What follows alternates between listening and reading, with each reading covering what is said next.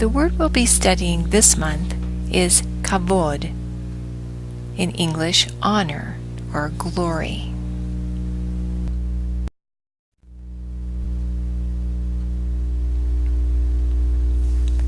Our noun kavod is used 200 times in the Tanakh. That makes it a vocabulary word absolutely worth knowing. In our study, we will focus on 5 common uses of the word kavod in the Tanakh. First, we'll look at kavod in the context of making someone honorable and respected. Next, we'll consider the external, tangible qualities of kavod. In this case, we might use words like glory, or splendor, or riches, or wealth to describe kavod. Next, we'll consider how one gains an honorable position in God's kingdom. And then we'll take a look at the lifestyle of someone with an honorable reputation. And finally, we'll look at a couple of lovely poetic descriptions of the seat of honor in our own inner man, and consider what it takes to ignite nobility within the heart of man and within our own hearts.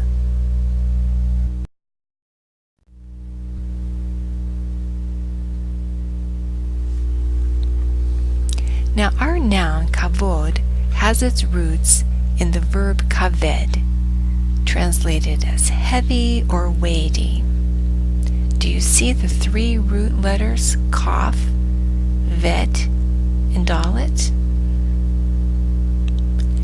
The verb kaved is used 115 times in the Tanakh, whereas our noun kavod developed a singularly positive sense over the years: glory, honor, riches, splendor. Its relative kavad retained a more broad expression of heaviness, both a positive sense and a negative sense. So let's look at our example verses. In Genesis 12:10 we read, "Now there was a famine in the land, so Avram went down to Egypt to sojourn there, for the famine was kaved in the land, heavy in the land." And a little later in Genesis 13:1 and 2, we read that Avram went up from Egypt to the Negev, the southern part of Israel, he and his wife and all that belonged to him, and Lot with him. Now we read Avram was very kaved, heavy, in livestock, in silver, and in gold. So we see a heavy or burdensome famine, as well as a man who is heavy or wealthy in riches, kind of a positive and negative sense.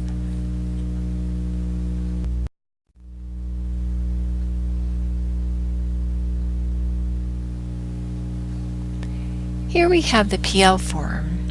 Do you see the dagesh in the middle letter? That tells us it's a PL form. The PL form of the verb kavad carries a passive sense of making someone heavy in a positive sense, making them honored or respected. In the 10 Commandments we read that God told the children of Israel that they were to kaved your father and your mother, that your days may be prolonged in the land which the Lord your God gives you. Kaved.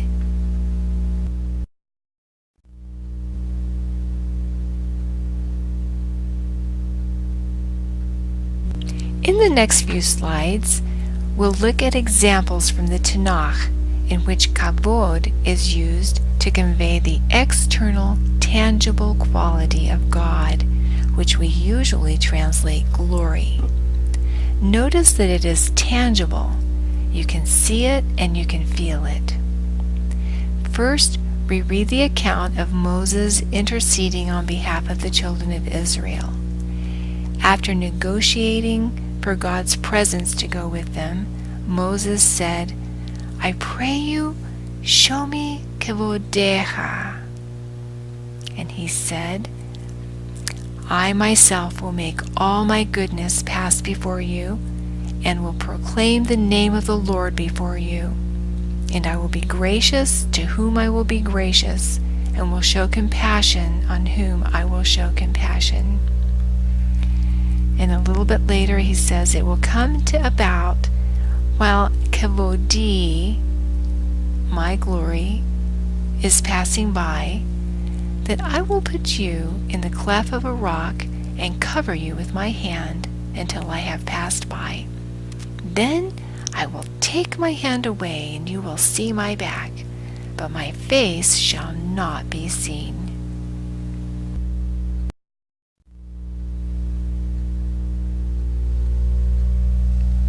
And a little later, after the sons of Israel had completed constructing the tabernacle, where God would meet with them, and they would worship him, we read, "Then the cloud covered the tent of meeting, Uchavod Adonai.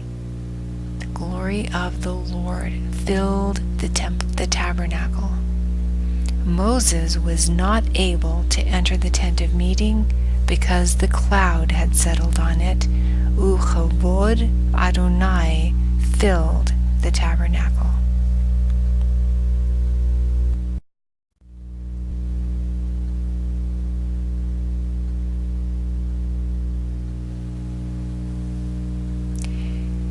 And in Isaiah 6:3, Isaiah describes that he saw the Lord sitting on the throne, lofty and exalted, with the train of his robe filling the temple.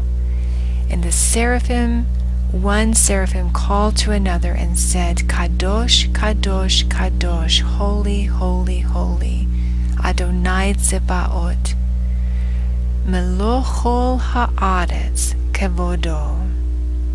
The whole earth is full of his glory.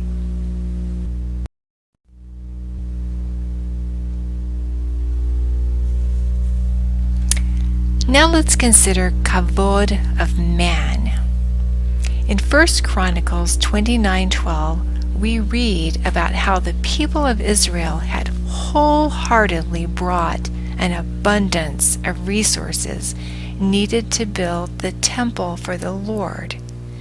And here King David responds, "Yours, O Lord, is the greatness and the power and the glory and the victory and the majesty.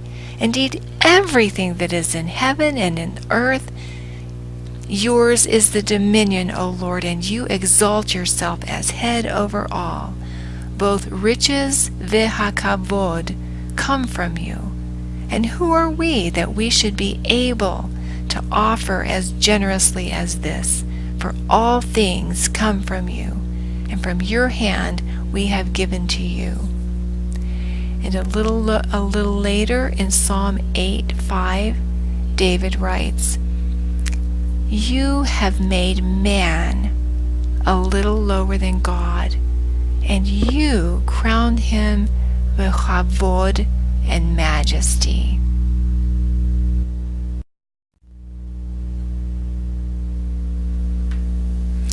Next, let's look at what is required to attain an honorable position in God's kingdom. In Proverbs 15:33, we read, "The fear of the Lord is the instruction for wisdom. Before kavod is humility." And in Proverbs 18:12 it says, "Before destruction the heart of a man is haughty, but humility goes before kavod."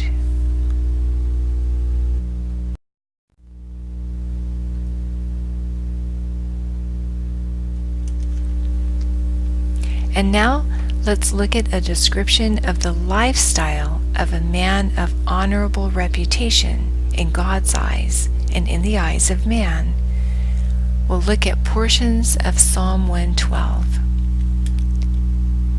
It says, "How blessed is the man who fears the Lord and greatly delights in his commandments. He is gracious and compassionate and righteous, who is gracious and lends. He will not fear evil tidings, for his heart is steadfast, trusting in the Lord. His heart is upheld, he will not fear, until he looks with satisfaction on his adversaries. He has given freely to the poor. His righteousness endures forever, and his horn will be exalted in kavod."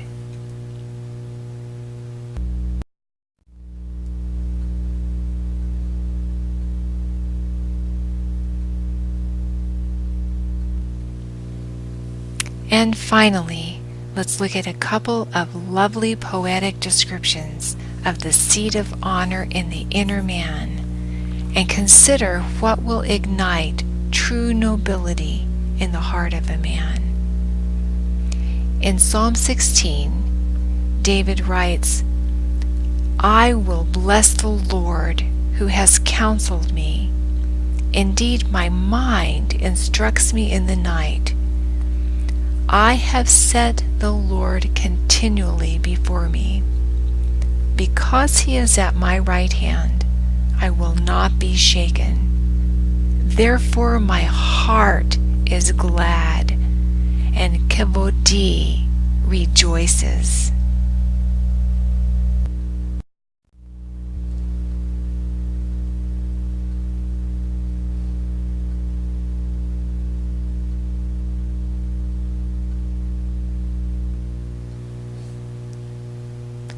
And in Psalm 57, the psalmist describes a transaction that took place between him and God. He describes his response to people who were gossiping and criticizing him. Rather than defending himself, he cried out to God and said, "Be gracious to me, O God, be gracious to me, for my soul takes refuge in you. And in the shadow of your wings I will take refuge until destruction passes by. I will cry to God Most High, to God, who accomplishes all things for me. He will send from heaven and save me. He reproaches him who tramples upon me. God will send forth his loving kindness and his truth. My soul is among lions. I must lie among those who breathe forth fire, even the sons of men, whose teeth are spears and arrows, and their tongue a sharp sword. Be exalted above the heaven, O God. Kavodecha above all the earth. They have prepared a net for my steps, and my soul is bowed down. They dug a pit before me. They themselves have fallen into the midst of it. But my heart is steadfast, O God. My heart is steadfast. I will sing, yes, I will sing praises. Awake, kavodi. Awake, harp and lyre. I will awaken the dawn. I will give thanks to you, O Lord, among the peoples. I will sing praises to you among the nations, for your loving kindness is great to the heavens, and your truth to the clouds. Be exalted above the heavens, O God, kavodecha above all the earth. Honor within the inner man ignites when man interacts in confident faith with God, when he experiences God's glory.